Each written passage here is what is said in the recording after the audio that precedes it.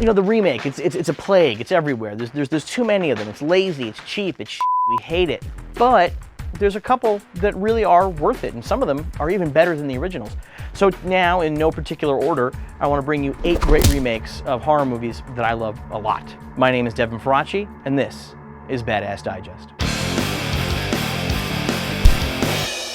I said no particular order, but perhaps the greatest remake of all time is The Fly. David Cronenberg's reimagining of the 1950s monster movie. He really put his own personal stamp on it, turning what had been sort of a weird, disturbing movie into, I think, one of the pinnacles of body horror. Goldblum going into that telepod and coming out and slowly falling apart. It's a metaphor for life in the world of AIDS. It's a metaphor for growing old and falling to pieces. It's a metaphor for a lot of things, but mostly it's really disgusting, which is what's really great about it. Cronenberg brings a whole new life and a whole new level to The Fly, and I really believe that the 1980s version of The Fly is head and shoulders above the original. Another remake that's actually maybe better than the original, maybe it's just my generation speaking here, is John Carpenter's The Thing. Thing from Another World is a terrific movie. I don't think that it necessarily does everything you want in a horror movie. I think the idea of a sentient carrot is sort of a weird villain idea. John Carpenter took it and did something really exciting and really different. It's a film full of some of the most incredible practical effects that has ever been on screen. And the tension and the paranoia that Carpenter brings to the story of a group of guys trapped in the Arctic with shape-shifting aliens, unparalleled to this day. All right, you're gonna kill me when I say this right now, but I'm gonna put on my list of 8 great horror remakes the 2009 Friday the 13th. I know, it's Platinum Dunes, I know it's the worst, but here's the thing, I'm a hardcore Friday the 13th fan. I have seen every single movie multiple dozens of times, and I'll tell you something, Friday the 13th, 2009 is probably better than half of the original films in the series. I mean, it doesn't reach the heights of absurdity of Jason X, and it's nowhere near as good as Friday the 13th Part 6, Jason Lives, the best in the series. But you know what, the 2009 Friday movie, I think it works. I think it captures Jason in a really interesting way, and it brings him up to date. I think that what I like about it a lot is that it's not apologizing for being a slasher film. It's a post-Scream movie where it's okay just to be a slasher movie. They're having a lot of fun with it. It's kind of a pity the movie didn't quite take off because it's 2013 now. We have some Friday the 13th this year. It would have been an incredible year to have Friday the 13th Part 13, a missed opportunity. His name was Jason, and today is his birthday.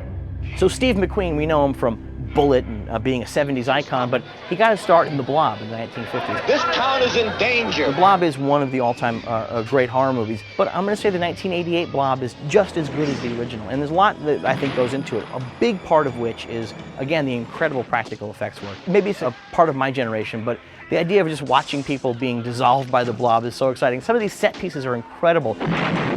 The Blob really ups the gore, really makes it creepy and gross, but I think retains the fun of a 1950s monster movie.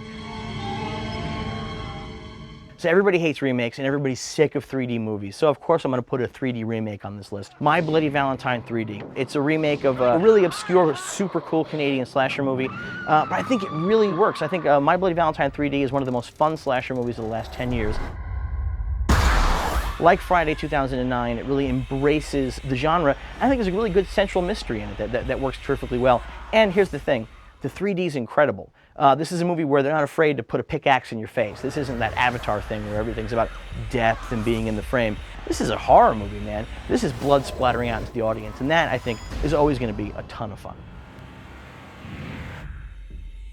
A lot of the movies that I'm talking about here are kind of gory or kind of really hard edge, but I'm not just necessarily a gore hound. I think that one of the better remakes, period, is the American remake of The Ring. I think Gore Verbinski managed to make a PG-13 movie that is actually terrifying. I mean, this is a movie that'll haunt you for days after you watch it.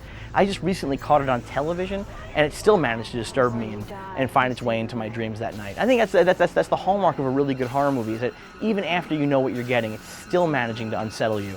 And I think that the imagery and the pacing and the tension of The Ring is actually master level work. The original Hills Have Eyes is one of my favorite movies. It's just one of these really great up exploitation movies. So trying to top that, wow, how do you even do it? Alexandre Aja didn't quite top it, but he really made it his own with his remake of The Hills Have Eyes. He's taken the story of a mutant cannibal family, one of the great tropes of the last 30 years of horror films, and put a really grim, hard-edge spin on it. The thing about The Hills Have Eyes remake is that it came at a time when horror felt like it might have become a little toothless, when maybe things had sort of fallen a little too far along the lines of the Scream business. And Hills Have Eyes was a sudden blast of brutality. Didn't quite top the original, but reminded us what it was like to go to a grindhouse theater and be really deeply upset. The final film on this list of 8 great horror remakes is really unique because the director remade his own movie.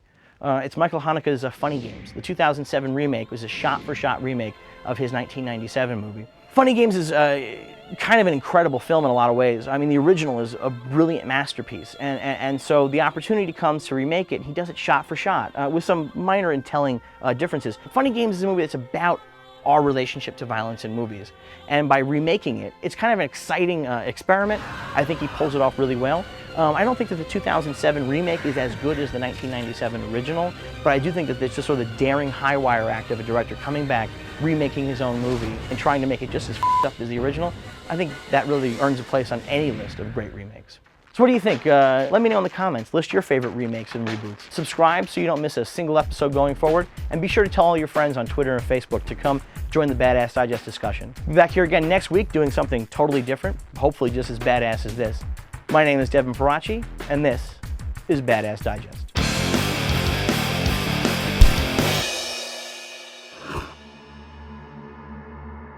Get your film fix. Subscribe to Cinefix.